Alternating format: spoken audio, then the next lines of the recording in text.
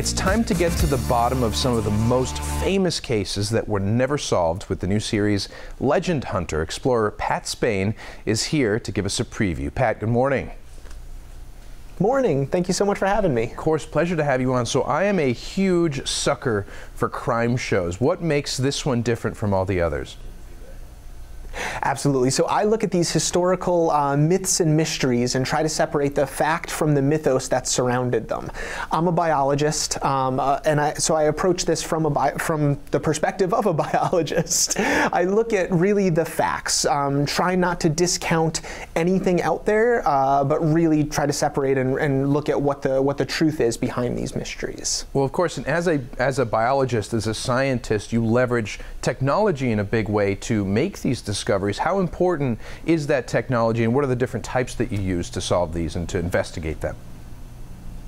Oh, it was really fascinating. Absolutely. So there's one episode in particular where we look at, the reality behind mind control and government conspiracy theories. And one of the crew members actually got a microchip implanted in his hand to be able to show the reality of this technology versus the conspiracy theories.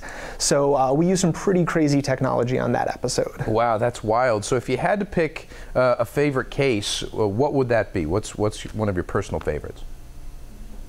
The Jack the Ripper episode fascinated me because I went into this investigation thinking that I'd be able to show a really great story and recreate what Jack-era London was like, what life was like for people in the East End at that time.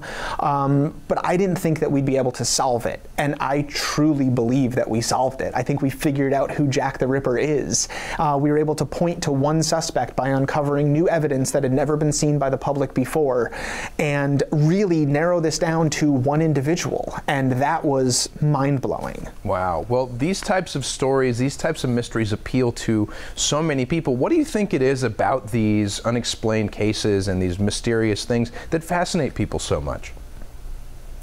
Well, we live in a world where we get so much information to us all the time, through the internet, through TV, through radio, everything, that you tend to feel like everything is known. We know everything that there is to figure out, and that's so far from the truth.